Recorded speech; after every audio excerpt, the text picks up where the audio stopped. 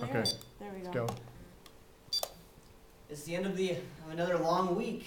You're exhausted and tired of studying for exams. You're hungry, maybe, a little anxious. Finally, ready to take some time and relax and watch the latest DVR episode of Lost or Dancing with the Stars. So you decide to head home, and on your way, you decide to make just a quick pit stop at your local grocery store. And you get out of your car and you walk to the grocery store and you pick up some groceries. And before you know, you got some deli meats, you got some breads, you got fruits, some vegetables, and you got a nice big cart full of food. And you're walking out to your car. And after making your selection, you have your sodas and you have all this different food, and you walk out, and suddenly out of the corner of your eye, you see a lady kind of start to come up to you and approach you, and she looks real tired, kind of a vacant look in her eyes, and she's holding a child, and the child has dirt all over his face, and his hair is real matted down, and you kind of think, oh, here she comes, and she's coming to you, and she goes, could you please spare just a few dollars? I need to feed my children. Or take another scenario, it's actually really increasingly common. You're driving down the freeway and you get off on the exit and you look to the left and you see a man sitting on the side of the corner, and he has a sign that says, will you please give me some money? I have family, I need some money. And you think to yourself, well, what am I going to do? It's an internal debate kind of ensues in each of these situations. Perhaps you wonder to yourself if it's worth it to give the person money. You ask yourself, what will they use the money for? If I give them money, are they going to use it to buy food? Are they going to use it to do what they say they need it for? Or are they going to use it to maybe, or if you give them money, will you only be perpetuating the problem? Will they use it to reinforce some negative habit or addiction? And thus, would you be sending them further down the spiral of addiction? Those are proper questions to ask. Well, there are many fine institutions out there that are trying their best right now to fight homelessness. And a lot of them do many things. They give food, clothing, shelter, and provide people with all these many basic necessities. And others may even provide job location services. But one local organization is called Save the Family. And they're doing all of that and more with a rehabilitative focus on assisting families that have run into hardship and fallen into the desperate state of homelessness. Save the Family is a comprehensive treatment program designed to rehabilitate families that have fallen into the negative cycles of poverty, abuse, and homelessness. Save the Family is an organization that has a completely comprehensive program, and it's designed to help displaced families with children transition to a state of complete self-sufficiency.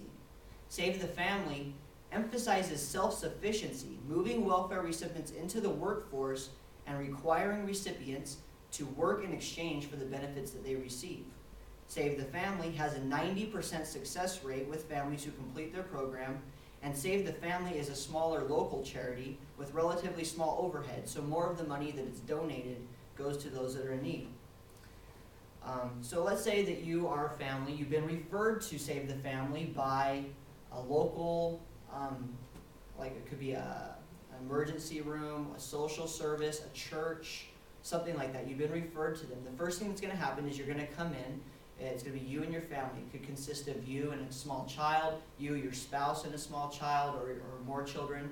And they sit down with you, and the first thing they do is you get interviewed by a caseworker. And they decide, okay, what can we do to help you? And they talk to them, and what they do is they come up with a plan. And the plan is to be able to establish their self-sufficiency within 24 months. And after they make up this plan, they have them sign some information and sign up all their information and state that they're going to work diligently to do that. And that's wherein lies Save the Family's genius and uniqueness, is that they have a comprehensive approach to solving the situation. They're going to have these people sign a plan, and they're going to start on this plan, and they're going to continue on this plan with the end goal of being self-sufficient, fully tax-paying members of society. After the case managers determine the situation, Save the Family is going to work to correct the root conditions of the homelessness.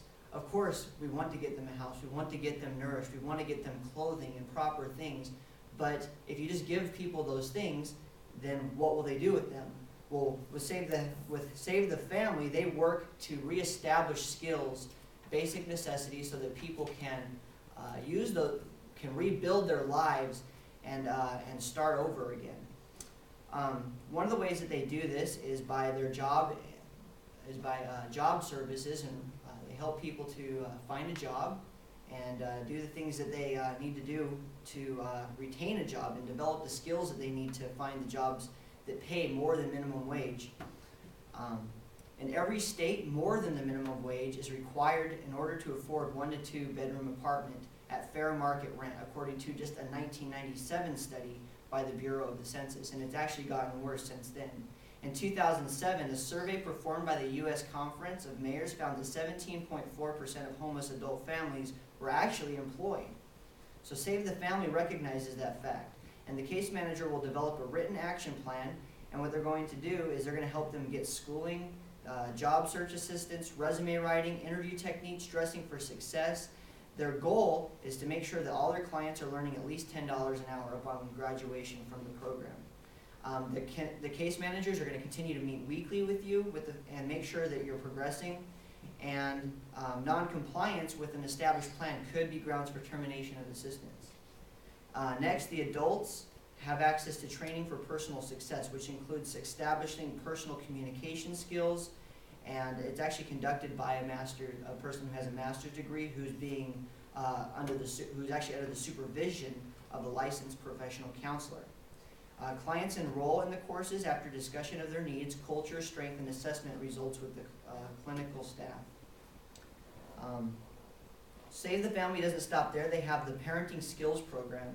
The Parenting Skills Program, it works to increase family competency, positive family communication, healthy boundaries, appropriate discipline, and respect are some of the things that they work on with the family members in order to try and overcome some of the obstacles of abuse, of family arguments and fighting, and things that may lead to further negative situations that would make it harder for them to retain jobs and harder for them and easier for them to fall back into the negative cycles that they were previously in.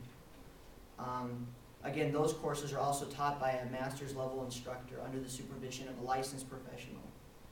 Some of those classes specifically that they would take are Choices for Parents and Young Children, Common Sense Parenting, Violence in Society, and Parent to Parent, and they work on those communication skills.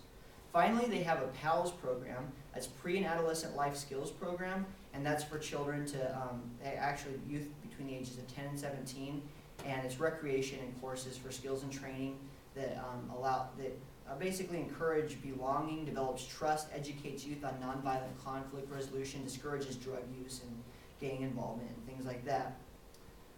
Again, Save the Family emphasizes self-sufficiency, moving welfare recipients to the workforce and requiring recipients to work in exchange for the benefits they receive. Save the Family has requirements again. For example, in order for them to be living rent-free in their home, they also have to be doing everything that the plan requires, and there is a modest program fee that they have to pay in order to receive the services of a professional case manager. Save the Family has a 90% success rate with the families that complete their program. Some of their success stories, one man, he said, "My wife and I were both heavy into drugs until one day I woke up and saw my kids cold, hungry, and filthy, dirty. I told my wife we had to straighten up, but she didn't want to. That's when I took the kids and left. I had no job, no money, nowhere to go. In fact, my drug abuse had left me with no teeth. But Save the Family found a dentist who donated his time to fit me with all new dental work. They helped me maintain my sobriety and find a job. Save the Family has given me a lot of reasons to smile." I'll play a clip from you. It's a public service announcement that they've put out. He walks to school with his friends. She plays the piano with Dad. They share stories around the dinner table. He begs for change. She sleeps on the sidewalk. They live in fear. At Save the Family, we give homeless families a hand up. We stop the cycle of poverty, domestic violence, and home.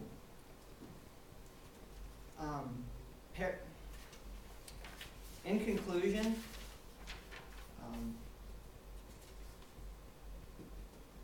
conclusion, Save the Family is a smaller local charity.